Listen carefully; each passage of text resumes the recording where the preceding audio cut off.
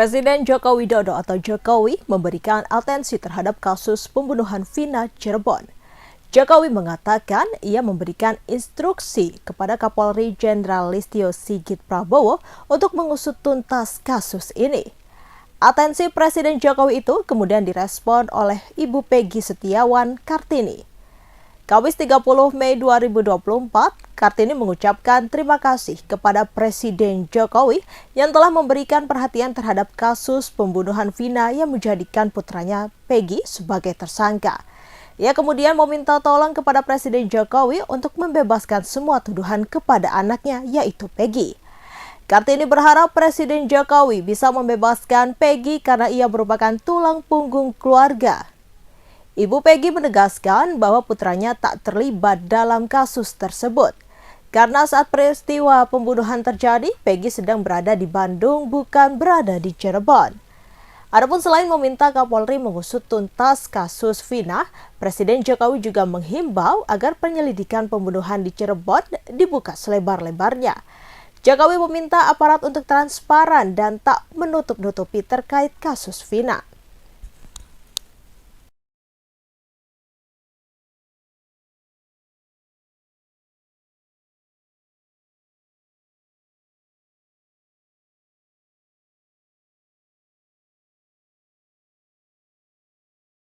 Tanyakan ke Kapolri.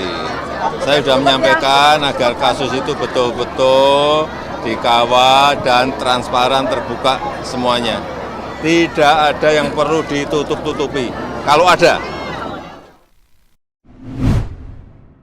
Tembakan dan baku hantam sengit mengguncang Rafah di Gaza Selatan pada Kamis 31 Mei 2024 setelah Israel menyatakan telah merebut koridor strategis di sepanjang perbatasan wilayah Palestina dengan Mesir. Israel melancarkan serangan militernya ke Rafah pada awal Mei lalu meskipun ada keberatan internasional atas keselamatan warga sipil yang berlindung di kota itu. Serangan yang memicu kebakaran dan menewaskan puluhan orang di sebuah kamp pengungsian pada akhir pekan lalu menuai gelombang kecaman. Dilansir dari AFP, Israel yang telah berulang kali bersumpah untuk menghancurkan Hamas setelah kelompok Palestina itu menyerang Israel Selatan pada 7 Oktober, mengatakan bahwa pasukannya telah mengambil alih koridor Philadelphia sepanjang 14 km atau 8,5 mil. Koridor terletak di sepanjang perbatasan Gaza, Mesir yang dituduhkan telah digunakan untuk menyelundupkan senjata. Juru bicara militer Daniel Hagari mengatakan Israel telah mengambil kendali operasional atas jalur perbatasan yang sempit itu, di mana ia mengatakan pasukannya telah menemukan sekitar 20 terowongan. Mesir, mediator lama dalam konflik ini, telah menolak klaim adanya terowongan penyelundupan di bawah zona penyangga.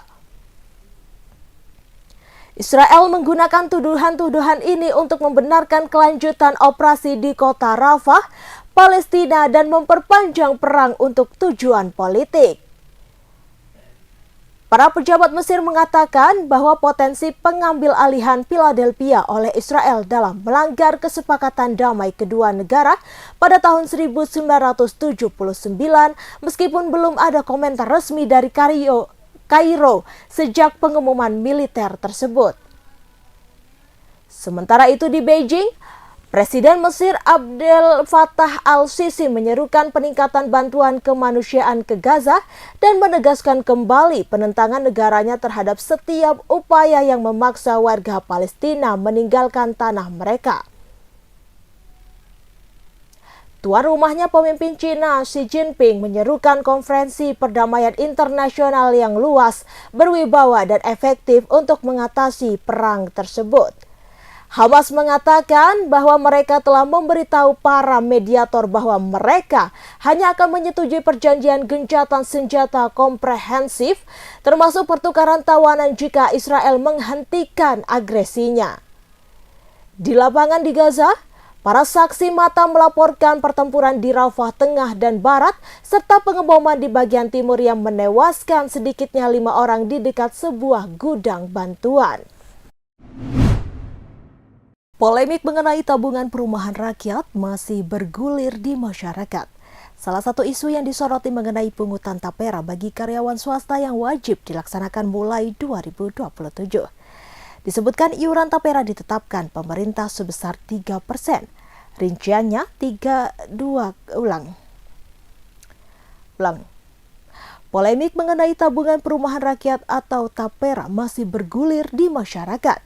Salah satu isu yang disoroti mengenai pungutan tapera bagi karyawan swasta yang wajib dilaksanakan mulai 2027. Disebutkan iuran tapera ditetapkan pemerintah sebesar 3%, rinciannya 2,5% ditanggung pekerja dan 0,5% dibebankan ke perusahaan pemberi kerja. Sebagai gambaran, bila seorang pekerja mendapatkan penghasilan gaji setara upah minimum DKI Jakarta sebesar Rp5.067.381, maka besaran potongan tapera ialah Rp126.684 per bulan, atau 1,52 juta dalam setahun. Kewajiban iuran tapera tersebut menambah daftar potongan gaji yang diterima karyawan. Mengingat gaji pekerja di Indonesia sudah terpotong untuk pajak PPh pasal 21, BPJS Kesehatan, dan BP Jam Sostek.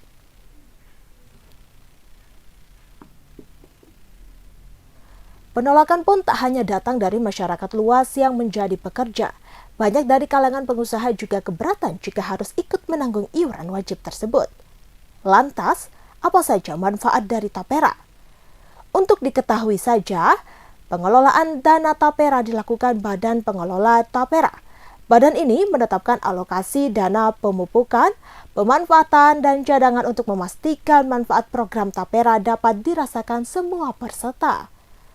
Untuk pemupukan dana, BP Tapera bermitra dengan manajer investasi, bank kustodian, bank, dan bank perusahaan pembiayaan yang secara rutin melaporkan pengelolaan dana kepada BP Tapera. Mengutip laman resmi BP Tapera, setidaknya ada 3 manfaat yang bisa didapatkan karyawan yang menjadi peserta tapera, di antaranya. Yang pertama, kredit pemilikan rumah atau KPR. Peserta pekerja dapat mengajukan pembiayaan untuk pembelian rumah, khusus rumah pertama. Syaratnya telah menjadi peserta tapera minimal 1 tahun dan mengikuti prosedur yang berlaku.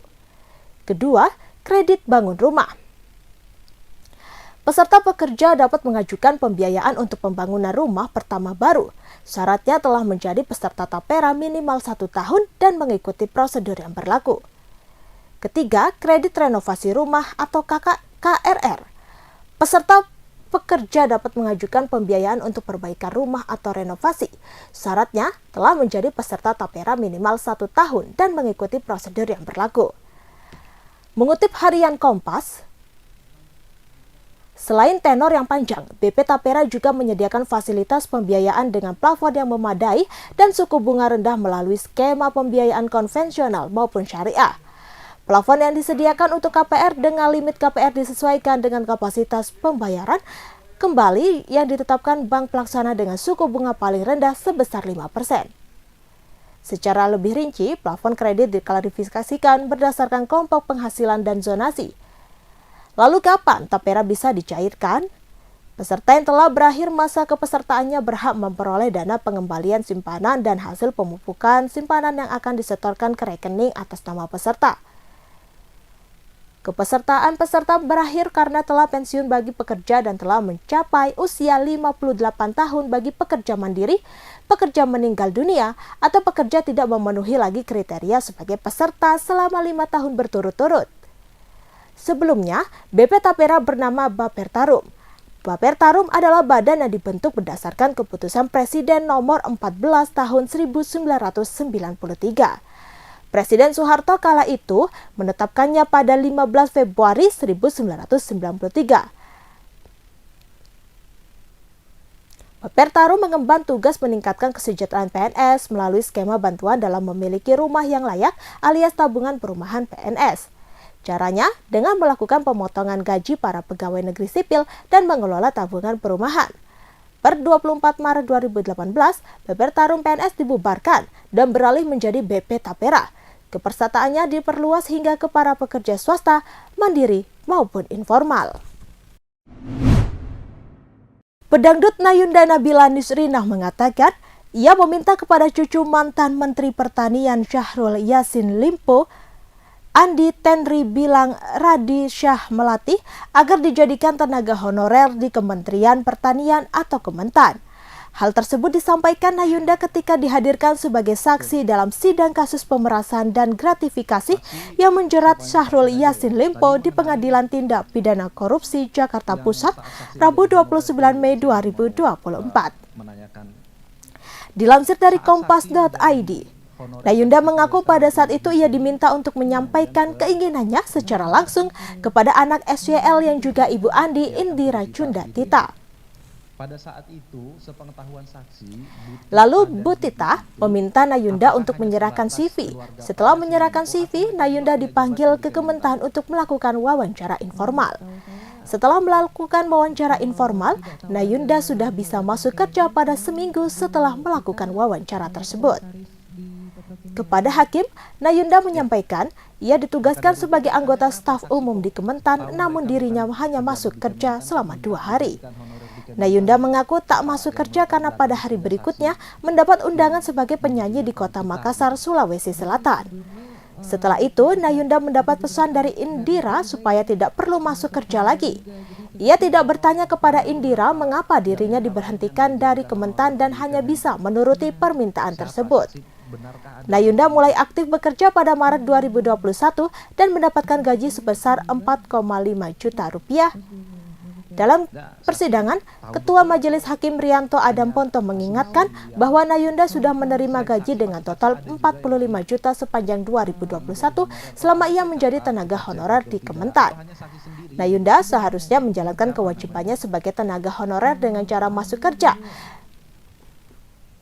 Namun ia mendapat gaji buta alias mendapat upah tanpa bekerja.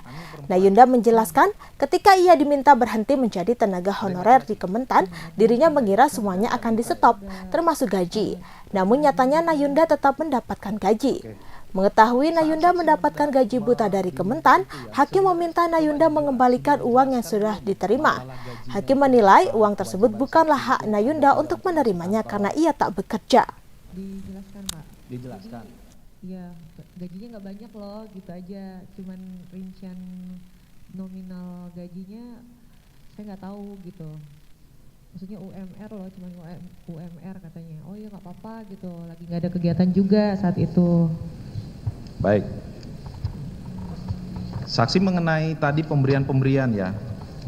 Sudah ada yang saksi kembalikan juga ke KPK ya? Sudah, Pak. Sudah, nilainya berapa? 70 juta. 70 juta. Iya, beserta tas. Apakah itu sudah termasuk yang gaji 40 sekian juta? Kalau di totalin Belum. mungkin bisa buat itu dulu, nanti setelahnya yang lain-lain itu Artinya belum termasuk ya? ya? Belum termasuk. Sudah termasuk yang tadi pemberian melalui Panji? Belum, Pak. Belum. Iya. Saksi menerangkan hanya 2 kali ya yang dari Panji ya? Dititipkan Pak Menteri melalui Panji. Iya, karena yang satunya itu nyanyi, Pak. Di Kalau yang tadi acara- saksi saya sempat dengar bilangnya THR ya? Oke. Tidak tahu ada jabatan di Kementan, cuman Ibu Tita salah satu komisaris di Petrokimia aja. Ya. Maka dari itu kaitannya kenapa saksi kok tahu mereka bukan pejabat di Kementan, kok minta dijadikan honorer di Kementan tuh apa yang melatar belakangi sehingga saksi yang menujunya ke Bu Tita gitu? Jadi sebelumnya salah satu ada beberapa anak Garnita juga yang masuk honorer juga, jadi saya pikir Oh, ada beberapa Garnita iya. lain yang dijadikan honorer di Kementan. iya. Siapa saksi? Benarkah ada orang-orang itu? Ya salah satunya Biba, ya kan? Mas belum masuk ya? Nah, saksi tahu betul atau hanya asumsi yang Tahu. selain saksi, maksud saksi ada juga yang lain yang jadi honorer? Kalau ada saya catat, kita cek betul tidak, atau hanya saksi sendiri gitu? Ada yang Siapa ada juga. namanya? Kak Ami dulu salah satu. Amir. Ami Perempuan. ya. Ada yang laki-laki? Nggak ada sih. Nggak ada ya, karena dari Perempuan Garnita terus ya? ada Teteh Ajeng juga. Oke. Saat saksi diminta itu ya, sebenarnya coba jujur sudah dijelaskan belum masalah gajinya itu berapa, kewajiban saksi itu ada tidak untuk masuk kantor? Dijelaskan Pak. Dijelaskan. Jadi, ya gajinya nggak banyak loh, gitu aja. Cuman rincian nominal gajinya saya nggak tahu gitu. Maksudnya UMR loh, cuman UMR katanya. Download Tribun X sekarang, menghadirkan lokal menjadi Indonesia.